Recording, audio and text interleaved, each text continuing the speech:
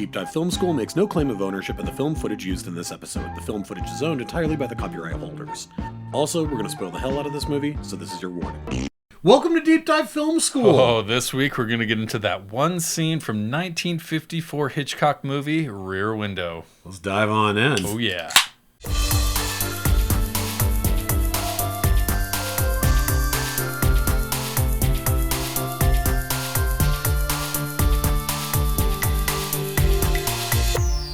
Alright everybody, I'm Adam Sherlock. And I'm Adam Palcher. And if you like what you see / hear, please like and subscribe. You can find us in all the spaces and places where people find good media. That's right, they certainly do. Mm-hmm. And this is another one of those one scenes. This is that one scene from... Is this the oldest one we've done? I'm trying to think. Have we done a movie older than this? I don't know. This might be the oldest that one scene. Obviously, the king himself, Mr. Hitchcock, king of suspense. Yes. This is... probably his most perfect movie. Pretty close. I mean, it's pretty damn close. If you think of close. all of the things that he's good at and what he's known for, this encapsulates all of them. Agreed. Will you set up the scene for us, or set up what's happened before this scene? Because obviously we have Jimmy Stewart here. We have Grace Kelly, Raymond Burr.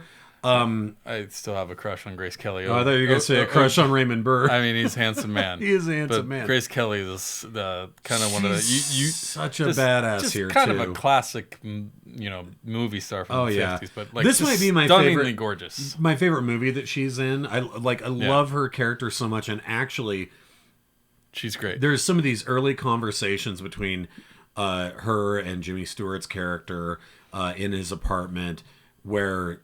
God, man, her delivery of she's of amazing. Her dialogue she's is so just, good. Yeah, so good. Well, and he went on to use her in lots of other stuff too. Yeah, for sure. But the context of this scene within the movie. I mean, after months of snooping on his neighbors, and this is again the out of boredom of being in a wheelchair. Yep. Which is broken leg. The perfect scenario. Yep. For what went on to multiple movies, went on to rip off and all that stuff, but basically. You're trapped in a room with him, and and he sends after months, weeks of snooping. I think weeks. He has people coming in and out. It's super hot. He's in this dodgy apartment in New York. You get just kind of like life. You get every speckle of New York and personality inside of this little kind of cul-de-sac thing that we're in. With it's all like of a this courtyard with with all the U-shaped apartment that goes all the way around. You got characters all over. You got the cute girl in the corner who's dancing in her bra and panties. You have the lonely lady Miss upstairs. Lonely Hearts. You have the sketchy guy right across the street. The band who's always practicing up here. Tons of great little personality, just spices of life, right? Like that he gets to play with. But the beauty of this movie and this scene again is being trapped, And one thing that Hitchcock is definitely known for, you can go as early as you want to, 39 steps, whatever, is putting you in a place that seems safe. Like I'm thinking of 39 steps, it's a theater. Yeah. And Psycho, it's a shower. Yeah. Strangers on a Train, it's a train. Just like a lot of places where you assumedly would be safe. Your apartment is a place where you think, I should be okay in here outside of a horror movie, unless you're like haunted by a ghost or whatever. That just wasn't a thing back in 54. So his suspense, his horror movie is putting you in here and being stuck in that room. Yep. And only having one point of view, which I think is very, very important here, right? Not only from a visual perspective, but you can't hear what's going on over there. You don't know what people are saying. Yep. So there's so many little genius pieces of this where you just only see one side of the story, and that's what keeps you intrigued. That's what keeps you guessing. That's what makes it fun. That's why he is who he is, and why everyone rips him off.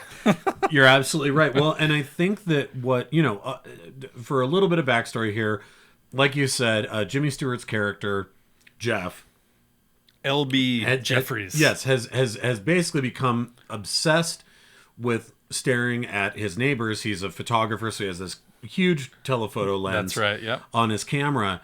And Hitchcock sets it up in this way. This is all done on a soundstage, which allows for total control for Hitchcock to be able to do these wide pastiches. The only interiors that are close-ups and medium shots all happen inside of Jeffrey's apartment. Everything else are these wide shots that are incredibly well lit, incredibly detailed, and that we fall in love with that beautiful way all of that looks, the same way that Jeffrey's does, right? So we get used to it. Little side note, I did see this actual thing in Universal Studios in Florida. They had the little binoculars that you could look through. The set? Well, they had the set, and they projected all of these things happening inside of the windows. God. And they had the binoculars, and there was like multiple sets of them, so everyone can kind of. It's like a life-size. Something you walk by, but yeah, it's like a life-size miniature. Yeah. Right? Like you think about like a really great miniature diorama. Awesome though. It was really, but it's life-size. I totally remember it because this was a movie my mom showed me at a very young age. Maybe not like super young, but it was one that I remember being attached to because it's just one of those that rope you in. Rope, another one of his great movies. Another one of his great movies. All right, go ahead. So the one neighbor, and yeah, he does kind of get attached to these flights of fancy, but there's one neighbor, Thornwald, that he is positive killed his wife. But he can't prove it. He doesn't know. He just one day she's there, one day she's not. He hears a woman go, "Don't!" And then like after that, Thornwald in any classic mystery is now moving lots of large, heavy pieces of luggage out of his house, and you're like, "Oh, that's her head." There's no way you can't think that. But then after that, one of the neighbor's dogs is found dead, and so there is like this feeling. Jeffries is like he had to have killed the dog. He also buried like his wife's stuff in the garden. And now he's roped in Lisa, his girlfriend. Well, he's got a conspiracy theory going. Yeah, and he's feverish enough about it that bored enough that both his nurse and his girlfriend have bought into it. So the two of them are going to go out and see what's going on. Obviously, Jeffries can't because of his leg, and so he is still in this apartment, the only place that we are getting anything other than wide establishing shots, which again leads to this combination of detail within Jeffrey's world and then that faraway pastiche of that everything you can't else. touch. Yeah, that you can't touch. It's out there. Yep. And what happens is that Lisa, they go and they dig up the garden. There's nothing there. There's no evidence. He has made this phone call to get Thornwald out of the house because he thinks he's being blackmailed. And so he goes down to this corner bar. He's gone. And while they're out there looking for stuff, Lisa's like, I love this. Again, such a badass in this film. She decides, I'm going to climb the fire escape and go into his apartment.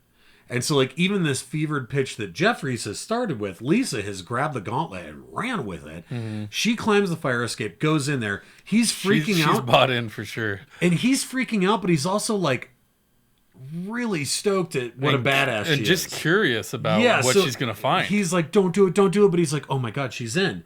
And she starts going through the luggage, going through all this stuff. And again, we are so far away. We're so far removed, but we're he does have that telephoto lens where we can sometimes get close in there. But we know how far away we are, right? Physically, yes. And then one of our little secondary subplots, which was, is Miss Lonely Hearts, who lives in the apartment downstairs, is she suicidal or not? Yes. And that's been an ongoing thing here. The nurse comes back because she's like, I don't know. Lisa fucked off to the second story apartment. He's basically playing armchair quarterback to all of these people's lives, right? Exactly. And so it's all just like these flights of fancy. Again, like we said, the nurse comes back and they're both like still watching Lisa inside of Thornwald's apartment. And then all of a sudden they get distracted because down here, Miss Lonely Hearts has written some letter and is scooping all the pills off of her desk. And it's like, oh shit, she is going to kill herself, right? Now, this whole time, the band up in the loft apartment is practicing. So there's this very smooth, very fun, lively song that's playing. So there is no score outside of that. That's right, yeah. Which, again, it subverts our expectations of not just any suspense film, but also of Hitchcock himself, who is known for his scores. Yeah. Right? He's known for these scores that, like, drive up the tension, and instead there's this... The tension is there without it. Yeah. In fact, it needles it, because you're like, this isn't funny. This isn't jaunty, but the song is. And you have to think again. It's good enough by itself to not have the tease of when you should feel this emotion. Right? Exactly. And so the song subverts all of that in this really fantastic way. Mm-hmm. Tell us what happens next. Well, he comes home early. That shot where she's there and she's walking through and she finds a bag in the middle of that. But it's empty. And she's showing him, and they're obviously worried the whole time and want her to get out of there. And then, of course, you see him, and she's stuck. She's trapped, just like we are. But when you see that in that moment, because it's all wide establishing shots, it's not like we can have a close-up where we go, oh, like, Thorwald's almost home. Instead, it's still done as this wide shot, and he's just over here. Yep. And I was struck again because it affected me so much the very first time I saw this movie. It struck me again that it's all done in this wide shot, mm-hmm. and he's just over here now, and it feels not ordinary, but it's not some bum bum bum reveal. It's just that now he's in the frame too, mm-hmm. and like the ordinariness of it scares the shit out of you. Interesting. Do you know what I mean? Because in most movies, we'd see his footsteps up the stairs. We'd see the light turn on in the hallway, and would see he's done that shadow. in plenty of other movies, right? And so instead, he going, well, now I have to play by my own rules, which is everything across the street is in wide shot. Rules. He sets up the rules of the world. It is such a brilliant way of utilizing his own universe that he's created to be like. To me, I'm like, he got all of us used to seeing everything like this diorama that's super far away. He got us used to it. He got us comfortable with it. And he got us to kind of fall in love with it. Yeah, we're emotionally involved in it now, yeah.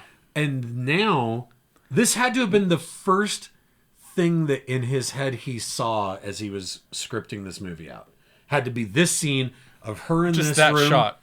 And him there. Like, that had to be... And then he built the movie around it. In my head, I can't not believe that because it's too perfect. What do you think about him being a photographer as his job? That's obviously like a nice thing that he's able to take advantage of, just to be able to be curious in the first place, right? To be a visual person, have the curiosity enough to know what's out there, and then start looking and being like, now I'm analyzing the details too much because I'm bored. Well, the concept of a voyeur, or the idea of voyeurism, I think was pretty alien. I mean, we know it so well now after the Stranger Danger, and everyone's the guilty of it to some degree, right? Yeah, and now it's a pastiche. Even if it's listening well. In on a conversation, right? Yeah. Like it's just like, oh. But I think back then it was still this like new 100%, concept, 50s, right? Yeah, of course. And so you go, but a photographer, of course, that's natural what they love. Curiosity, right? Yeah. Well, it's like what and you have this bank of beautiful windows to look like. The place you have is, yeah. I mean, they set it up beautifully. Well, it's like what Joshua Leonard's character in Blair Witch says, where he's like, Heather, I can see why you like looking through this camera. It's not quite reality. Exactly. Right? And that, like, just that's like what Benny's video or something and so like that. That's what he's doing in this movie, is that he's looking through that, and everything has not been real until Lisa gets caught. And now the stakes are real. Yeah. A person he loves is over there. Yep. And boy, when Burr's character comes in and then turns around and confronts her, and they start wrestling, and then the lights go out. Yeah, then you're like, oh, this got worse quickly. We cut back to an extreme close-up of Jimmy Stewart wringing the back of his neck, going, "Oh my God, what do I do? What do I?" It's this neutered and it's panic. His fault. Oh my God! The tension is at this like fevered pitch where we're like, brilliant. And because you know Hitchcock, you're like, she might die right now. This character who we've loved this whole time might die right now. Luckily, the cops show up way faster than they do in reality. Yes. They're there in like 25 seconds. Yeah, it's pretty fast. But again, this roller coaster, whew, now we're down, right? Yep. Because the cops are there and we're like, it's going to be okay. Mm-hmm. And then, again, she's such a damn badass. She's trying to explain herself to the cops. At first, she tries to put her fingers through her hair, like, maybe you'll notice this. But you're like, nope, it's not enough. So she puts her hand behind her and points, and she's wearing the wedding ring. Yep. Right? And you go, clever girl. That's amazing. But he sees it.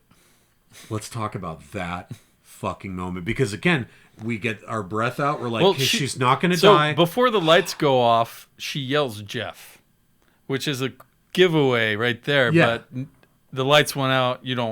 It's almost like in the heat of the moment, he almost didn't put that together. I don't think he did. I think Thornwald was still like, Jeff could be any Jeff. It doesn't have anything to do with the building. Doesn't have anything to do with this. When she's signaling him behind her back, and at this point, he has that super wide telephoto lens.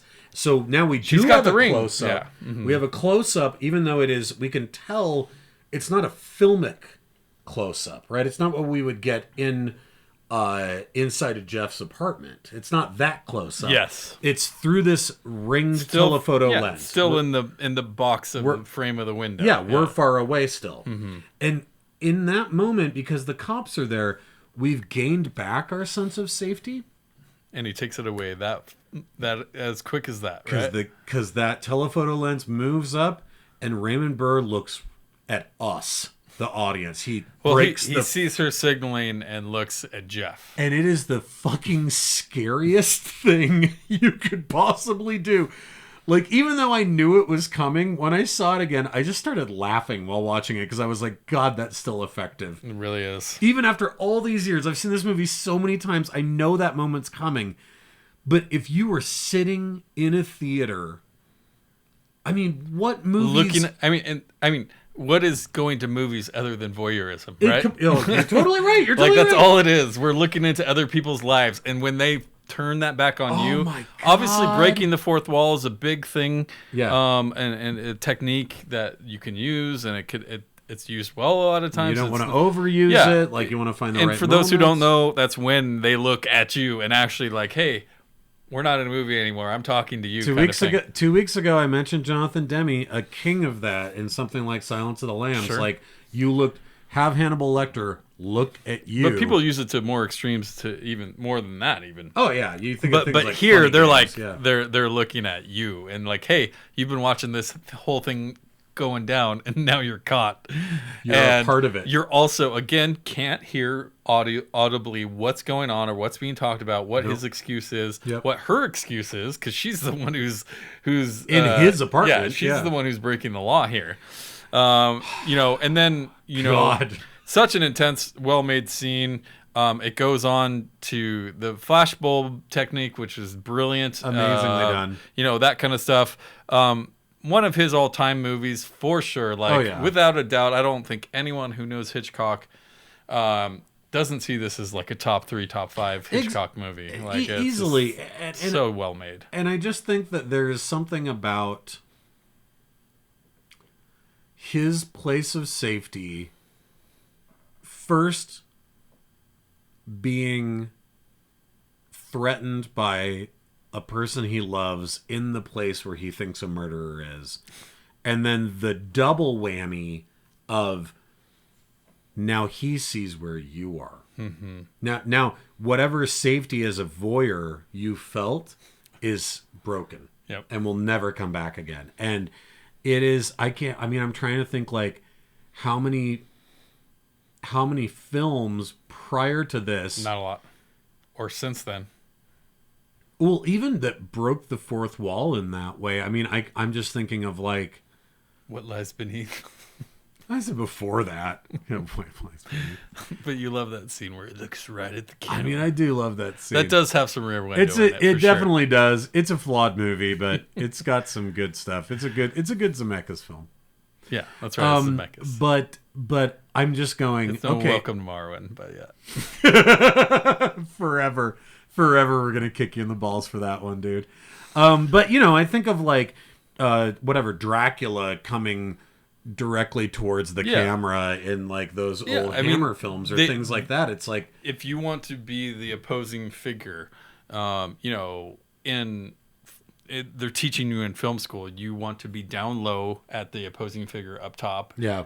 Just like the opposite that you would do to someone not like that. Look at something like just Raising Arizona. They do that all over the place, right? Like where they want to exaggerate things. Even even Raymond or Ray Burr coming into his apartment from the stairs up top, right? And he's coming down as an opposing figure. Like those kind of things are effective. Those are things you don't think you see, but those are the things you need to set up. Yeah, they're telegraphed to you. Exactly. Yeah, totally. So fantastic scene. Obviously, brilliant movie. You know, like I don't know what else we could say about it. We did a Hitchcock Fest a long time ago. It might be worth doing another one. I agree. It was like over a decade ago. He's got a lot of movies and a lot we probably haven't seen too, which I would love to get into as well. But thank you. That is that one scene from Rear Window, Alfred Hitchcock, 1954. If you like what you see / hear, please play along, like and subscribe, do all the things in the spaces and places. And next week, we're going to have a forgotten gem of Mary and Max to conclude our stop motion animation festival. So join us for that, and we'll see you then. Bye, guys.